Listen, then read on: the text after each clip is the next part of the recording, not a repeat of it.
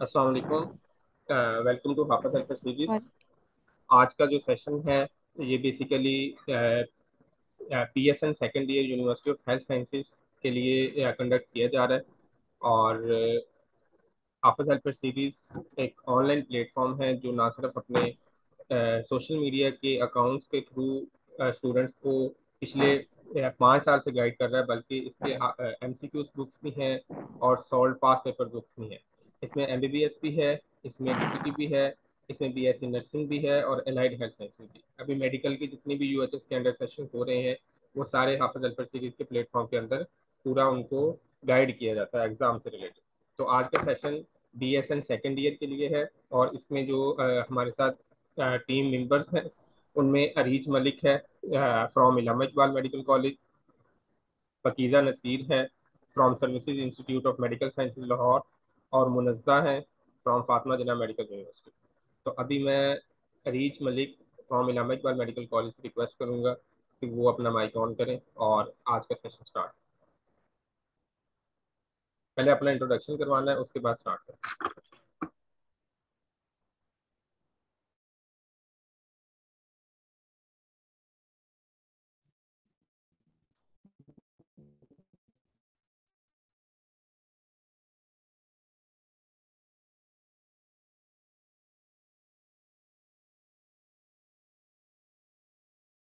I think Areej का disconnect हो गया। फकीज़ा नसीर, आप अपना इंट्रोडक्शन करवा दें। Assalamu alaikum. Myself, Pakiza Nasir. I am a student of BSN third year from SIMS. Thank you so much. Munazza, आप अपना इंट्रोडक्शन करवा अस्सलाम वालेकुम, I am here Muazzam Amjad from Fatima medical university sir Ganga Ram hospital Lahore. दें। Thank you.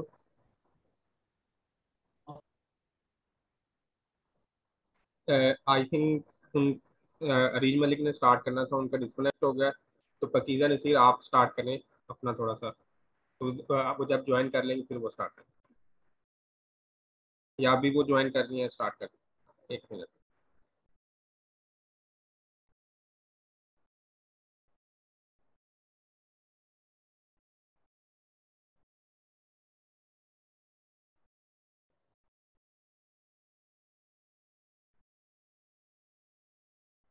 सर मैं start करती हूँ, जी जी। फिर अरी ज्वाइन कर लेगी तो फिर वो हाँ हाँ, ठीक है उसने जो ठीक है, आप करना करें। होगा ना वो आप करना। करें। अभी उसका वो ज्वाइन नहीं किया हुआ, आई थिंक इंटरनेट इशू है तो इसीलिए आई थिंक उनका आप ज्वाइन करें। नहीं हो रहा। आप करें स्टार्ट, आप करें। और मेरा नाम मुनिज़ा है, मैं थर्ड ईयर की स्टूडेंट हूँ और फातिमा जिन्ना मेडिकल यूनिवर्सिटी से हूँ। ये मेरे लिए सबसे पहले बहुत ऑनर की बात है कि जब ये सेशन स्टार्ट हुआ प्लेटफॉर्म, तो मैं इसकी फर्स्ट स्टूडेंट हूँ और मैं एज ए रिप्रेजेंट बोलने का 3 साल पहले मैंने ये सेशन प्लेटफॉर्म ज्वाइन किया और तब स्टूडेंट्स नहीं थे। स्टूडेंट और ये मेरे लिए बहुत ऑनर की बात है। ये फिर हेल्पर सीरीज का जो प्लेटफॉर्म है ये हमारे लिए बहुत बेनिफिशियल है, बिकॉज जो भी इस ग्रुप में मटेरियल शेयर किए जाते हैं रिलेटेड पीपीटीज और वजह से वो हमारे बहुत बेनिफिशियल। जो सेकंड बेसिकली जो कोर्स है ना वो बहुत ज़्यादा एक्सटेंसिव, AHN 1 2 की जो बुक्स हैं फार्मा कैडजन से यूटेस से रिलेटेड मटीरियल होते हैं। फर्स्ट ईयर की अगर हम बात करें तो ये में नर्सिंग में ना बहुत चीज़ें होती हैं, मगर जब हम बात करते हैं ना तो मटीरियल आ जाता है।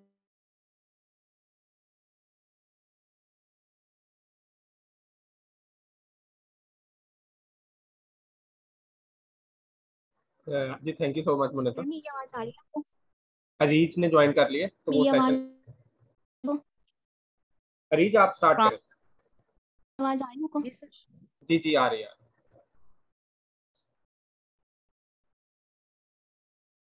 सर मेरी आवाज़ आ रही है? जी जी, आ रही है, आ रही है, आपके बाद आ रही तो अगर हम सेकेंड ईयर की बात करें तो सेकेंड ईयर का ना थोड़ा सा सिलेबस और हम देखें, अगर हम AHN 1 में कोई डिजीज पर चाहें तो हमें उसके लिए अगर स्टडी कर तो उसके लिए हमें बहुत ज़्यादा टाइम रिक्वायर होता है। तो तो ग्रुप के अंदर जितना भी मटेरियल शेयर किया जाता है किसी रिलेटेड, किसी भी टॉपिक से रिलेटेड, वो बहुत अच्छा मटेरियल होता है। आप उसको एक नज़र देखें तो वो आपको अच्छी तरह से समझ सकता है। आपके लिए कि आप इस प्लेटफॉर्म से कनेक्ट रहें और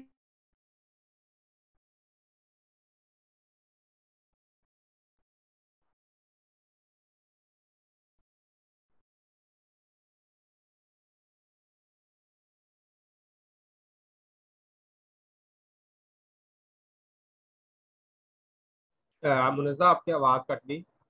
अरीफ फातिमा आप स्टार्ट करें।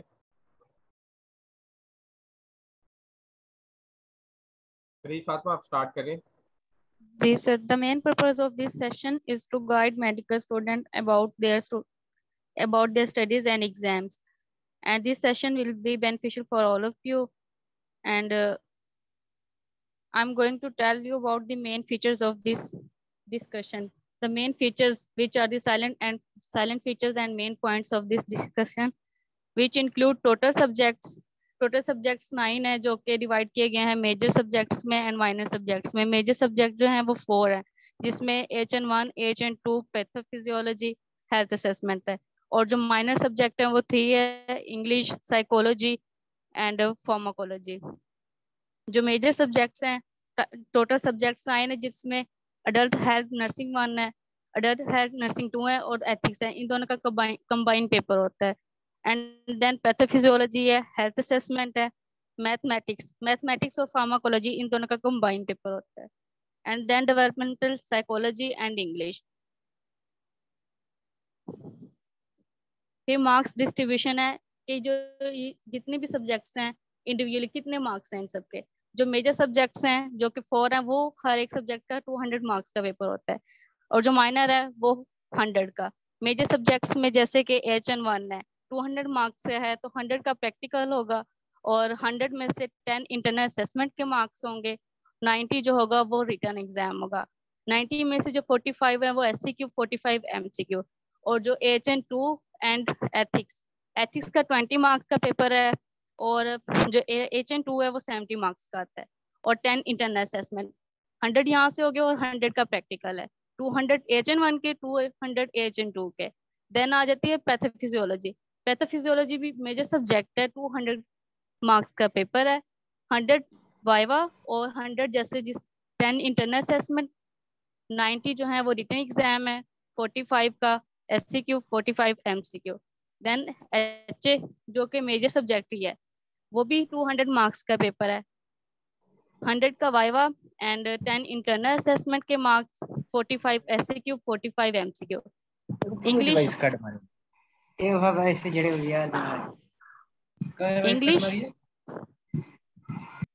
इंग्लिश का 100 मार्क्स का पेपर है। 5 क्वेश्चन होते हैं पेपर में, हर क्वेश्चन का 20 मार्क्स होते हैं। एंड देन साइकोलॉजी भी 100 मार्क्स का ही पेपर है, 10 इंटरनल असेसमेंट के मार्क्स है, 90 जो है उसमें 45 MCQ, 45 SCQ है। और फार्माकोलॉजी और मैथमेटिक्स का कंबाइन होता है। मैथमेटिक्स के जो मार्क्स हैं वो 20 है एंड फार्माकोलॉजी की 70 है, 10 इंटरनल मार्क्स। ये मार्क्स डिस्ट्रीब्यूशन है। जी thank you so much Harish. अभी जो नेक्स्ट सेशन है वो पकीज़ा नसीर है from services institute of medical sciences, तो वो इसको आगे कंटिन्यू करें।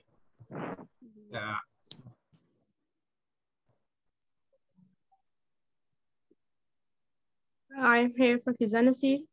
I will guide you about book selections and some important points how to read second year books for exams. जैसा कि रीज ने आपको सब्जेक्ट्स के नेम और जो मार्क्स डिस्ट्रीब्यूशन है वो बता दिया। नेक्स्ट बात करते हैं बुक सिलेक्शंस की। सबसे पहला जो सब्जेक्ट है वो अडल्ट हेल्थ नर्सिंग 1 एंड 2 है। इसमें जो टेक्स्ट बुक होती है मेडिकल और सर्जिकल नर्सिंग की, इसमें फर्स्ट नंबर 1 पे ब्रूनर, ये हमारी टेक्स्ट बुक होती है।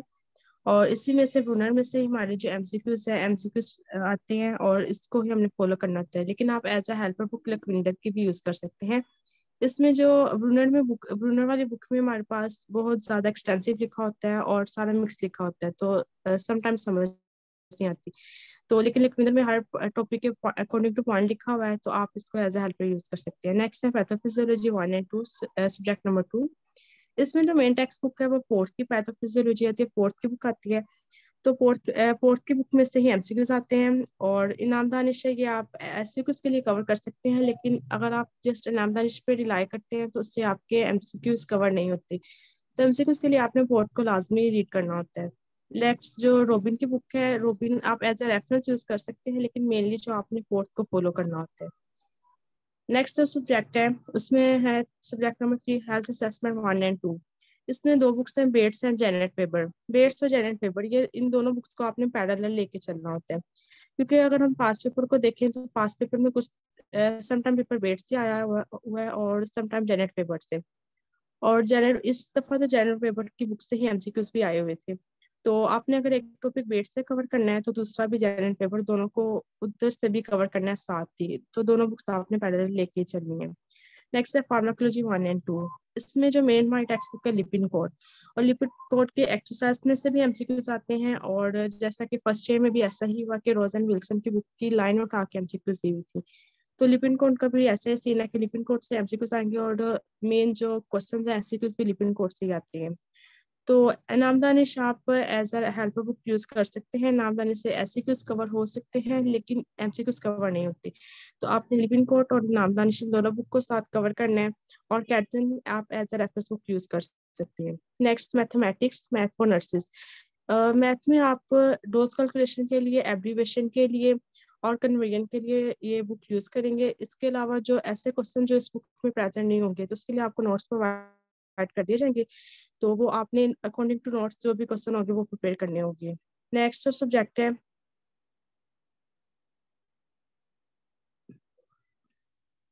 नेक्स्ट है हमारे पास डेवलपमेंटल साइकोलॉजी। डेवलपमेंटल साइकोलॉजी में हमने जो है साइकोलॉजी फॉर नर्सेज की बुक यूज करनी होती है, जो कि हरीश कुमार की है। और नेक्स्ट इंग्लिश 4 एंड जो 3 एंड 4, उसकी ऐसा कोई बुक नहीं होती। क्वांटिटी कंटेंट हर क्वेश्चन आपने प्रिपेयर करना होता है। तो जैसे कि फर्स्ट ईयर में भी जो कॉम्प्रिहेंशन का पता नहीं होता वो कौन सी बुक से आया हुआ है और कहाँ से आता है, तो सेम यही सीन सेकेंड ईयर में भी है। आपने सेकेंड ईयर में भी जो इंग्लिश की ऐसा कोई बुक नहीं यूज करनी, आपने पूरी जो क्वांटिटी कंटेंट ग्रामर प्रिपेयर करनी होती है और अनसीन पेपर आया होता है इंग्लिश का।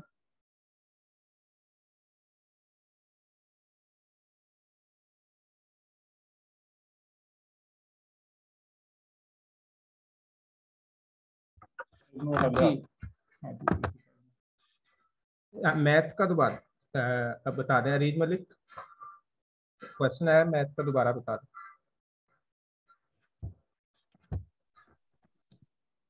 सर मैथ के लिए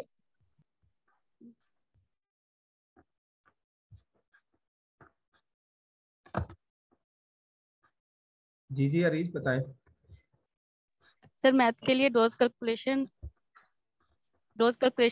हमने करनी होती है। डोज कैलकुलेशन की बुक दी गई है, वो इनक्रेडिबल की बुक है, और यूट्यूब से भी हम वीडियोस देख के डोज कैलकुलेशन फाइंड कर सकते हैं। डोज कैलकुलेशन ही मैथ में आनी और एब्रीविएशंस। अभी आपने एक बार ओवरऑल बताना है कि आपने सेकंड ईयर किस तरह प्रिपेयर की थी और एग्जाम पॉइंट ऑफ व्यू से, इलामा इकबाल जी मेडिकल कॉलेज के पॉइंट ऑफ व्यू से आपने बताना है कि किस तरह बुक्स पढ़ाई जाती हैं, कैसे पढ़ना है और एग्जाम में कैसे आप सारा प्रिपेयर जी ठीक है। जी।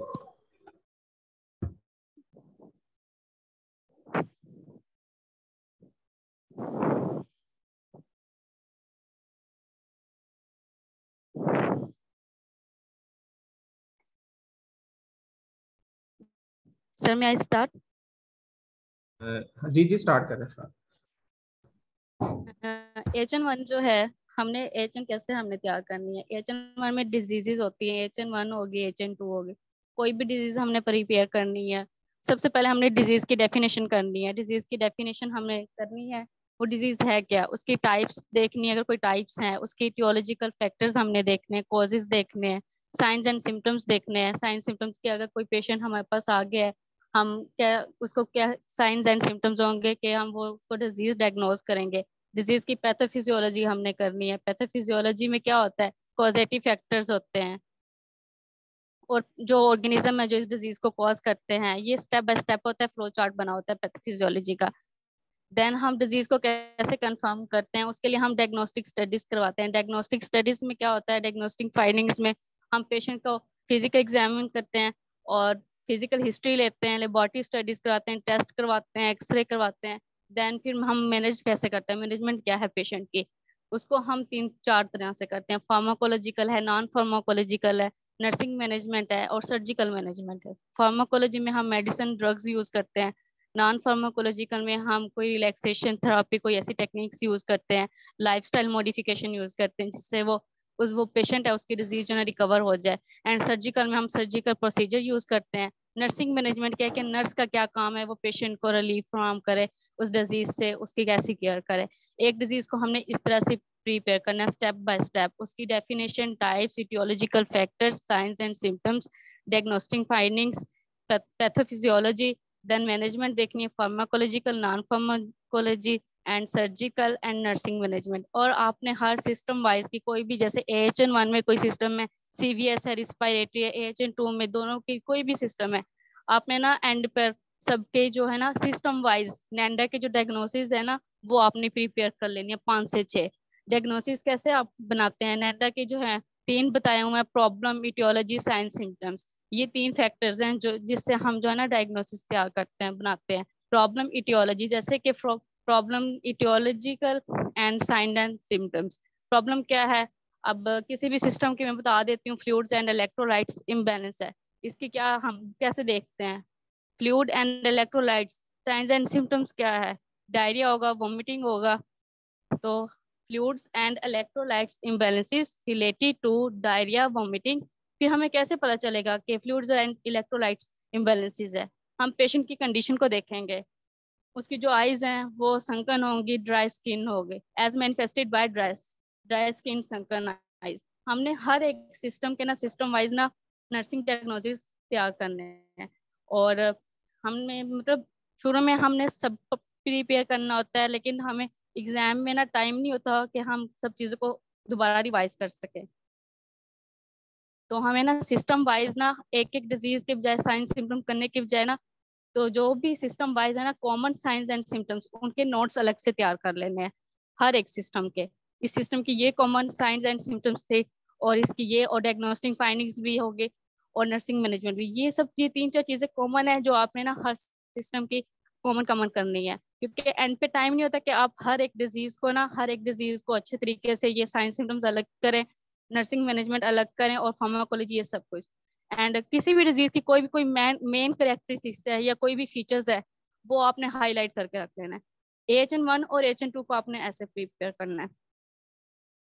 अगर कोई क्वेश्चन है AHN1 और AHN2 के हवाले से तो कोई पूछ सकता है। AHN1 और AHN की तैयारी ऐसे ही करनी है और ब्रूनो और सिद्धार्थ से करनी है, क्योंकि पेपर ब्रूनो और सिद्धार्थ से ही आता है और किसी से नहीं। और वो शॉर्ट टेक्स्ट बुक यूज नहीं करनी, पेपर जो है ना 15 जो एडिशन है वहां से आता है।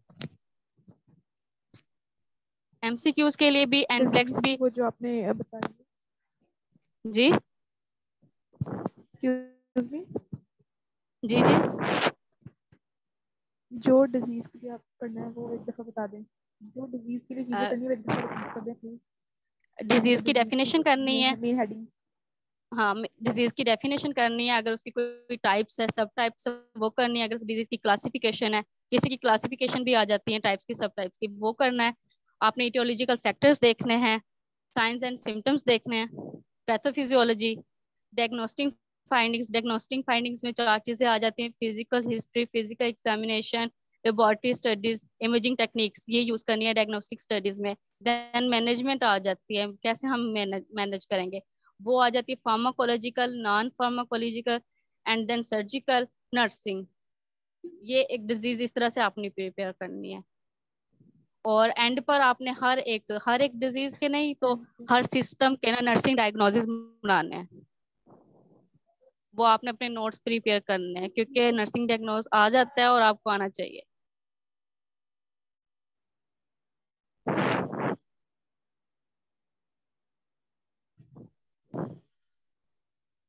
बस कोई और तो कोई क्वेश्चन नहीं करना।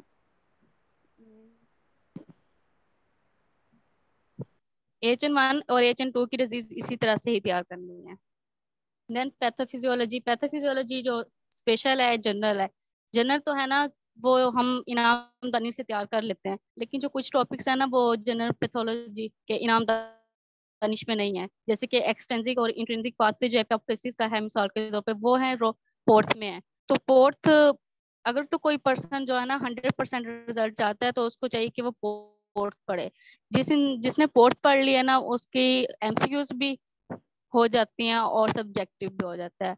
लेकिन अगर कोई ये चाहता है कि मतलब सिर्फ 60 to 70%, तो उसके लिए फिर वो इनाम दानिश है कि वो जनरल पैथोलॉजी जो है ना इनाम दानिश से कर ले, और जो स्पेशल पैथोलॉजी है वो स्पेशल पैथोलॉजी वो वैसे HN1 और HN2 से कवर हो जाती है।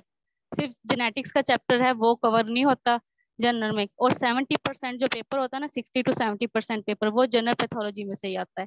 अगर आपने इनाम दानिश से पढ़ना भी है ना तो इनाम दानिश और पोर्ट दोनों को कंपेयर करके आपने पढ़ना है, क्योंकि 70 मोस्टली पेपर जो है ना वो जनरल पैथोलॉजी से आता है, स्पेशल से 30% आता है। और जो स्पेशल है उसमें वो वैसे HN1, अगर आप HN1 और HN2 आपने अच्छे से की हुई है ना उसकी डिजीजेस, वो सारा कुछ स्पेशल में वही है। और जेनेटिक्स का चैप्टर अलग से करना है, क्योंकि जेनेटिक्स का चैप्टर नहीं है इनाम दानिश में और पोर्ट में है वो। उसके अलावा आ जाता है HA health assessment. Health assessment के लिए आपने वैसे तो बता दी गई है बुक वेबर जेनेट की, वो बेस्ट है। इसके अलावा एक और बुक भी है, अगर किसको नोट्स चाहिए होंगे वो ग्रुप में शेयर हो जाएंगे। इनक्रेडिबल की है वो विजुअल की, वो बुक भी है। इसके अलावा जो है ना आपने जो फर्स्ट ईयर में F1 फंडामेंटल ऑफ नर्सिंग वो पढ़ा होगा, उसमें चैप्टर होगा हेल्थ असेसमेंट। 100 पेजेस होंगे, 100 पेजेस होंगे वो हेल्थ असेसमेंट का। अगर कोई पर्सन करना चाहता है तो वो 100 पेजेस को ना बिल्कुल रट्टा लगाना है। हमने जो किया था हम अल्लामा इकबाल मेडिकल कॉलेजेस वालों ने, क्योंकि पेपर वहां से भी आ जाता है, उससे सब्जेक्टिव सारा कुछ क्लियर हो जाता है। इसके अलावा अगर आपने करना है तो वो वेबर जेनेट की MCQs करनी है। बेट्स से MCQs की लाइन आती है, लेकिन मोस्टली जो पेपर है ना वो वेबर जेनेट वेबर से ही आता है। हेल्थ असेसमेंट, देन साइकोलॉजी का ये बता दे कि हारिश कुमार की बताई है।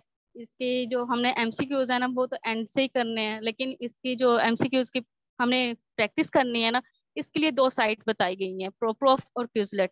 यहाँ से आप लोगों ने लाजमी इसकी प्रैक्टिस करनी है, लेकिन मोस्टली जो 50 to 60% है ना MCQs वो एंड से ही आती हैं। लेकिन कभी कभी ना वो इन जो है ना वेबसाइट से दे रहे थे, अब तो वैसे ये नहीं है, बुक्स की लाइन ही उठा के दे रहे हैं। तो आपने बुक को ही रीड करना है कंटेंट वाइज भी। सबसे पहले आपने ना हर सब्जेक्ट को कंटेंट वाइज ही देखना है, कंटेंट वाइज। अगर आपके पास टाइम बच जाता है तो आपने फिर दूसरी चीजें देखनी है। और कुछ चीजें ऐसे भी हैं कि वो कंटेंट में नहीं इंक्लूड होती, लेकिन वो इम्पोर्टेंट होती है। साइकोलॉजी में भी बहुत ज्यादा ऐसा मटेरियल है जो कि कंटेंट में इंक्लूड नहीं है, लेकिन वो एग्जाम के पॉइंट ऑफ व्यू से इम्पोर्टेंट है। और वो फिर वो साथ साथ जब पढ़ते हैं ना तब पता चलता है, और फिर टीचर्स बताते हैं। एंड फिर उसके बाद इंग्लिश का बता दिया था। इंग्लिश के लिए भी बुक है। इंग्लिश के लिए वैसे तो ग्रुप्स में स्लाइड्स भी आती रहती हैं, इंग्लिश के लिए स्लाइड्स भी आती रहती हैं ग्रुप में, लेकिन एक बुक बताई हुई है रिन एंड मार्टिन के। ये इसमें जो है ना हर चीज कवर हो रही है, ग्रामर की भी, डायरेक्ट इनडायरेक्ट भी, और जो भी चीजें।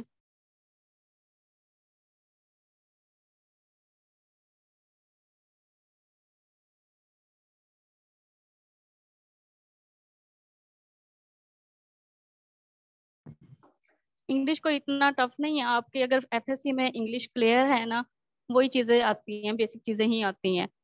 लेकिन अगर आपने FSC में अच्छे से इंग्लिश पढ़ी होगी, कम्प्रीहेंसिव आता है जैसे, और डायरेक्ट इनडायरेक्ट आ गया, ग्रामर जैसे सेंटेंस के types, parts of speech, verbs, यही कॉमन चीजें आती हैं। और ये जो ये बुक है इंग्लिश की grammar and composition Rin and Martin की, ये बुक बेस्ट है, इसमें सब चीजें कवर हो रही हैं।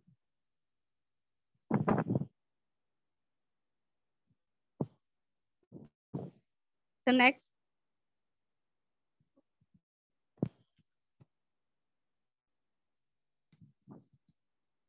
फार्माकोलॉजी।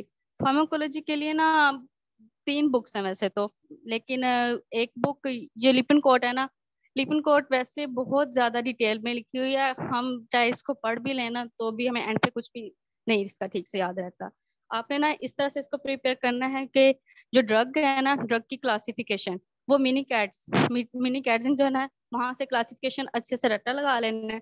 और जो MCQs प्रिपेयर करने हैं वो आपने मिनी कैट्स और ये लिपिनकोट, इन दोनों के एंड वाले अच्छे से प्रिपेयर करने। अब आप बात आती है कि थ्योरी कैसे प्रिपेयर करनी है आपने, वो इनाम दानिश की फार्माकोलॉजी की बुक है, वो शॉर्ट टेक्स्ट बुक है, वो ही यूज करनी है आपने।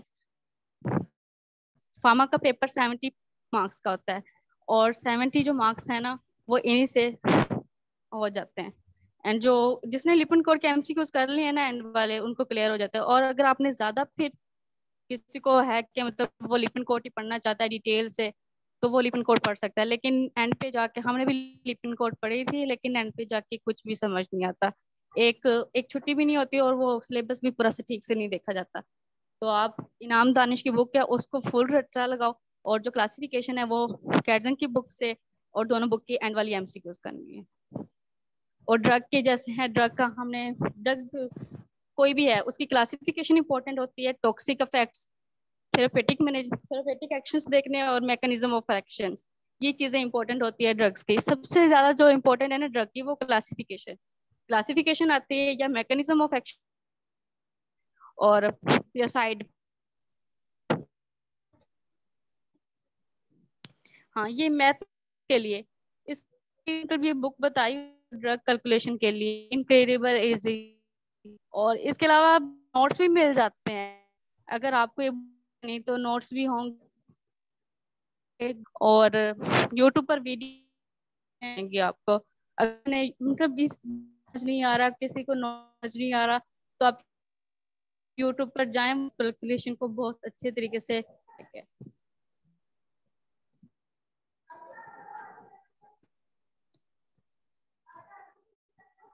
चलिए, thank you so much Arif.